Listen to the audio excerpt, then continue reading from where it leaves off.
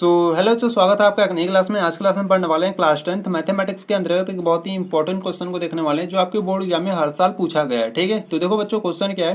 Question है, सिद्ध कीजिए कि अंडर रूट 5 एक अपरिमेय संख्या है। ठीक है, तो ये जो अंडर रूट में 5 है ना, इसको आपको एक अपरिमेय संख्या सिद्ध करना है। ठीक है, तो बच्चों ये क्वेश्चन आपके बोर्ड एग्जाम में हर साल पूछे जाते हैं। ठीक है, तो इसको बहुत ही ध्यान से देखना। मैं आपको बहुत ही सिंपल मेथड से आज की वीडियो में इसको सिद्ध करने वाला हूँ। ठीक है, आप कोई भी सेट उठा के देख लो बच्चों, ये क्वेश्चन आपके बोर्ड एग्जाम में हर साल पूछे जाते हैं। ठीक है, तो यहाँ से अगर हम बात करें तो यहाँ पर देखो, अंडर रूट में 5 के स्थान पर आपको अंडर रूट में 2, अंडर रूट में 3 एंड अंडर रूट में 7 भी दिया जा सकता है। ठीक है, तो अगर आप अंडर रूट 5 को अच्छे तरीके से सीख लेते हो, समझ लेते हो, तो यहाँ पर आपको बच्चों कोई भी नंबर दिया जाए उन सभी को बहुत ही अच्छे तरीके से आप प्रूव कर पाओगे। ठीक है, तो यहाँ पर देखो आपको अंडर रूट में 5 दिया गया है। ठीक है, जिसको आपको एक अपरिमेय संख्या सिद्ध करना है। ठीक है, तो यहाँ पर आपको कोई भी नंबर दिया जाए और कहा जाए कि उसको एक अपरिमेय संख्या सिद्ध करो, तो पहले उस संख्या को आपको एक परिमेय संख्या मानना है। ठीक है, तो यहाँ पर अंडर रूट 5 है, तो यहाँ पर हम क्या करेंगे, यहाँ से हम मान लेंगे। ठीक है, तो यहाँ से आप लिखोगे, माना अंडर रूट 5 एक परिमेय संख्या है। ठीक है, माना अंडर रूट 5 एक परिमेय संख्या है,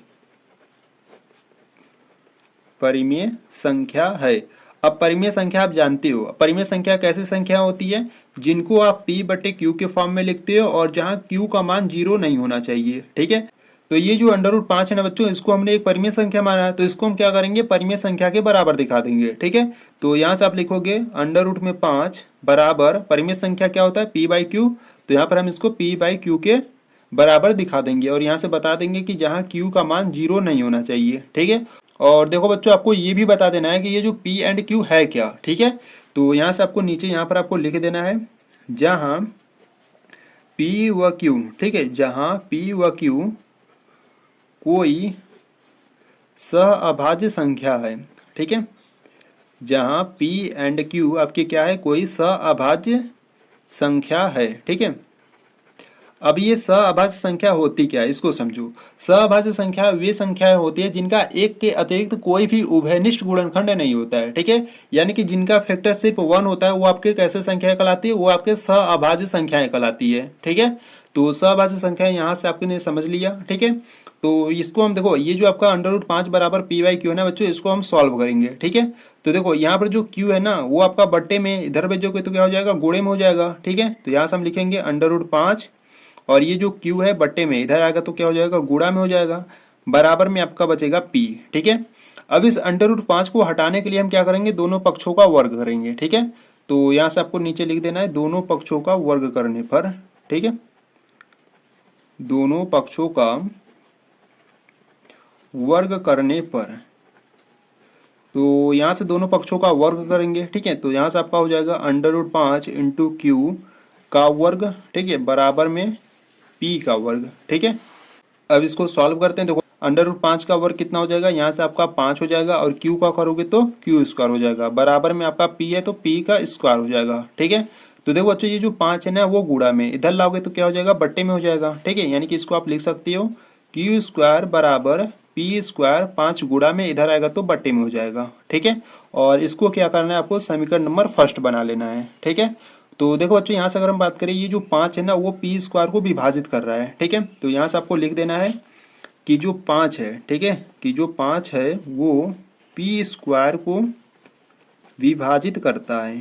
ठीक है, p स्क्वायर को विभाजित करता है। अगर ये 5 p स्क्वायर को विभाजित कर रहा है तो p को भी करेगा। ठीक है, जैसे मान लो p के स्थान पर हम कोई नंबर ले लेते हैं। ठीक है, जैसे मान लो p के स्थान पर हमने 5 ले लिया। ठीक है, और बच्चों देखो, ये p का स्क्वायर है, तो यहाँ पर हम क्या करेंगे, 5 का भी स्क्वायर करेंगे। ठीक है, और बट्टे में 5 है। ठीक है, तो जो 5 का स्क्वायर होता है वो 25 होता है, बट्टे में 5 है। ठीक है, तो 5 एक कम 5, 5 25 25, यानी कि 5 बार में इसको डिवाइड कर रहा है। ठीक है, और देखो अगर 5 स्क्वायर को विभाजित कर रहा है तो जो 5 है वो 5 को भी विभाजित करेगा एक बार में। ठीक है, तो इसी प्रकार से बच्चों, अगर 5 p स्क्वायर को विभाजित कर रहा है तो 5 जो है वो p को भी विभाजित करेगा। ठीक है, तो यहाँ पर आपको लिख देना है, इसीलिए जो 5 है वो p को भी विभाजित करेगा, p को भी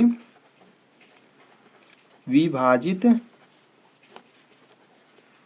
करेगा। ठीक है, इसको आपको समीकरण नंबर 2 बना लेना है। ठीक है, इतना करने के बाद आपको क्या करना है, इतना करने के बाद बच्चों आपको पुनः मान लेना है। ठीक है, यहाँ से आप लिखोगे पुनः माना। ठीक है, अब क्या मानोगे, देखो आप क्या सिद्ध कर रहे हो, आप अंडर रूट में 5 को सिद्ध कर रहे हो। ठीक है, तो यहाँ पर आप मानोगे p इज इक्वल टू, जो आप सिद्ध करोगे उसी को आपको मान लेना है। ठीक है, तो यहाँ पर अंडर रूट 5 को हम सिद्ध कर रहे हैं, तो यहाँ पर हम मान लेंगे p is equal to 5 k। ठीक है, k के स्थान पर आप कुछ भी मान सकते हो। ठीक है, एक्स वाई जेड, ठीक है, वो आपके ऊपर डिपेंड करता है। ठीक है, तो k के स्थान पर आप कुछ भी मान सकते हो। ठीक है, यहाँ पर आप कुछ भी मानो बच्चों, वहां पर आपको बता देना कि ये है क्या। ठीक है, तो यहाँ पर हमने k माना है, तो हम यहाँ से बता देंगे कि जहां जहां k कोई पूर्णांक है।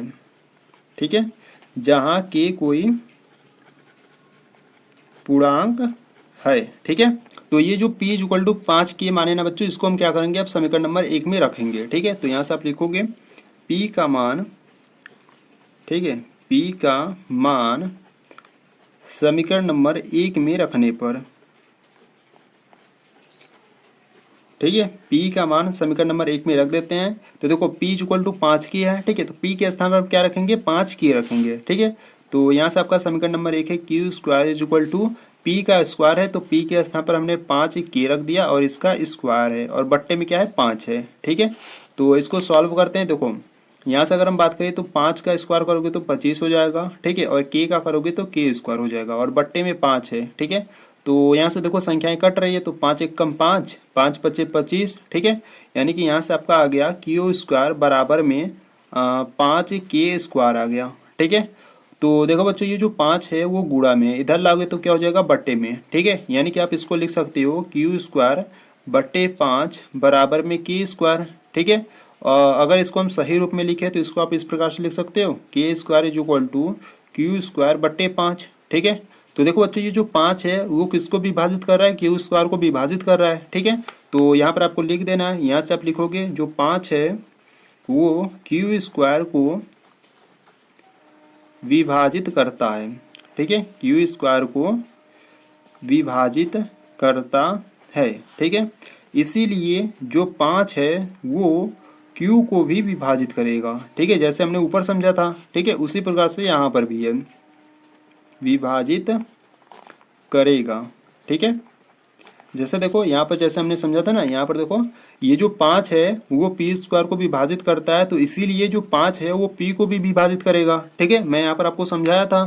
ठीक है, तो इसी प्रकार से यहाँ पर भी है, ये अगर 5 क्यू स्क्वायर को विभाजित कर रहा है तो जो 5 है वो क्यू को भी विभाजित करेगा। ठीक है, और इसको आपको क्या करना है, इसको आपको समीकरण नंबर 3 बना लेना है। ठीक है, तो बच्चों देखो यहाँ से अगर हम बात करें समीकरण नंबर 2 और समीकरण नंबर 3 से। ठीक है, तो देखो समीकरण नंबर 2 है जो 5 है वो p को भी विभाजित करेगा। ठीक है, और समीकरण नंबर 3 है आपके पास जो 5 है वो q को भी विभाजित करेगा। ठीक है, तो आप समीकरण 2 और समीकरण नंबर 3 से कह सकते हो कि p व q का जो उभयनिष्ठ गुणनफल है वो क्या है, 5 है। ठीक है, यानी कि देखो इसमें p है और इसमें q है, और इसमें इन दोनों में क्या कॉमन आपको दिख रहा है, इसमें देखो इसमें भी 5 है और इसमें भी 5 है। ठीक है, यानी कि p एंड q का जो कॉमन नंबर है ना वो 5 है। ठीक है, तो यहाँ से आपको लिख देना है।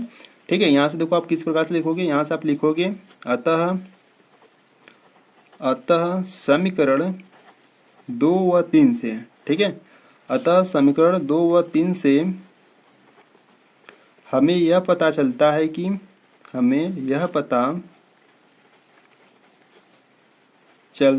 कि P व Q, ठीक है, P व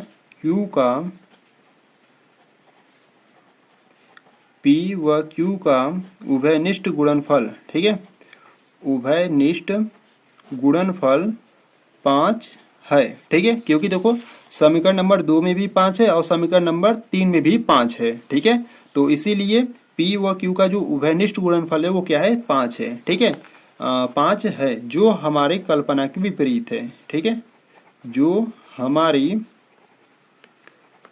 कल्पना के विपरीत है। ठीक है, अब ये ऐसा क्यों हुआ, क्योंकि देखो यहाँ पर जो बच्चों देखो यहाँ पर जो आपका P एंड Q था वो आपका क्या था, सहभाज्य संख्या था। ठीक है, और सहभाज्य संख्या वे संख्याएं होती है जिनका एक की अतिरिक्त कोई भी उभयनिष्ठ गुणनफल नहीं होता है। ठीक है, पर यहाँ पर देखो यहाँ पर जो P एंड Q का जो उभयनिष्ठ गुणनफल है वो 5 भी है। ठीक है, तो इसीलिए बच्चों ये आपका क्या है, हमारी कल्पना के विपरीत है। ठीक है, तो यहाँ से आपको नीचे लिख देना है। ठीक है, यहाँ से आप क्या लिखोगे, यहाँ से आप लिखोगे अतः यह विरोधाभास।